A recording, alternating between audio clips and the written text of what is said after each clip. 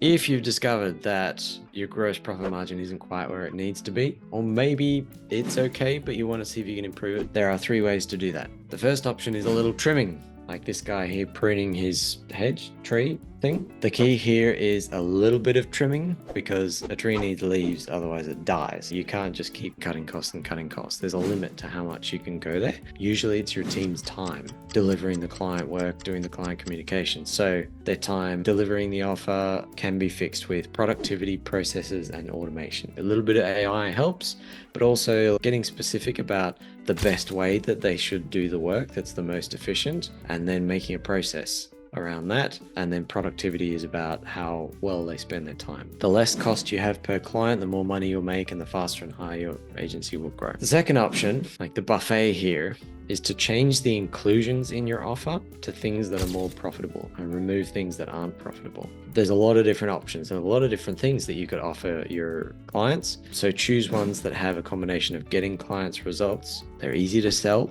and they're profitable to deliver. For example, there's a lot of marketing agencies I work with, and I've suggested that maybe social media management isn't really worth their time because clients aren't really willing to pay a huge amount of money for it. It's very time consuming. Clients don't want to pay for it. Very unprofitable for most of the marketing agencies, and also doesn't really make much of a difference to their clients' results. Doesn't really get them a huge amount of leads compared to things like SEO and PPC. So choosing what you offer can be one way to improve your gross profit margin. And then the other way, the way that people don't really like, business owners are a bit nervous about, is raising prices. So I want to spend a few moments trying to crack that fear for you, or at least putting a little dent in it. So the big fear of raising prices is that your clients will leave, or you won't be able to sign up anymore. But let's deal with the leaving clients one, because that's the challenge. Let's say right now you've got 10K revenue a month, and then I say, hey, you need to double your prices. They're like super duper low. Hooray! Now you've got 20K revenue. That's fantastic, right? Except half of your clients leave in protest over such a dramatic price rise. You doubled your prices and they're like, what is this nonsense? Of course I'm gonna go shop around and get other quotes. I've worked with you for ages. I feel terribly betrayed. I'm going. And they leave, because it does happen. When you raise prices, you might lose a client. And now you're back to 10K revenue. Yes, your revenue is the same, but you've got half the costs that you used to have because you've got half as many clients. Half of your clients left, and you're actually still more profitable than before the price rise. You can actually lose quite a lot of clients and still be more profitable. So for those of you who are barely keeping anything after paying for your team costs, you can lose like 90% of your clients to a doubling price rise and still be more profitable. Can you imagine having only 10% of the amount of clients to manage and you're actually making more money? Really helped for me. Been really transformative for a lot of people. One of the results I had on my bragging slide right at the beginning was adding 200K a month in revenue within 4 weeks. That was from a price rise.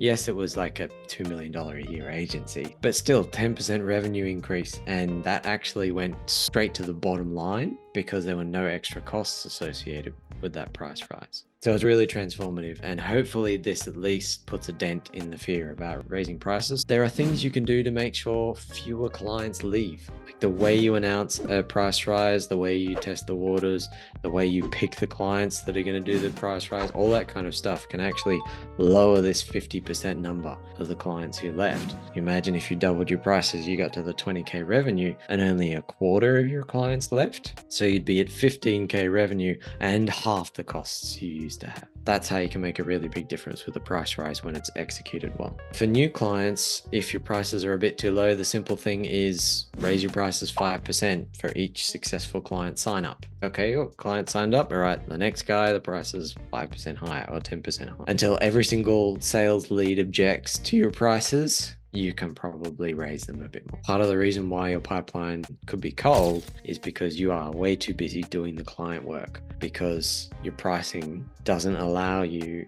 to be able to afford to pay people to do the work for you. You just don't have enough time to spend on client acquisition because you're so busy with the client work, because your pricing needs to change. If you have a cold pipeline, what are you going to do? Start a cold email campaign. maybe. And then maybe you'll get some sales calls, but they won't be particularly warm because you don't have time to set up an email nurture sequence between the point where they book a call and where they show up for the call. And so then they're not very warm when they get on the call. Your conversion rate is really low, not because of a lack of skill on your part, but just because you haven't had enough time, you haven't had enough money, because your gross profit margin sucks. The business needs cash, like a body needs oxygen to breathe. If you can't pay your bills, then your business is immediately dead. It's very important.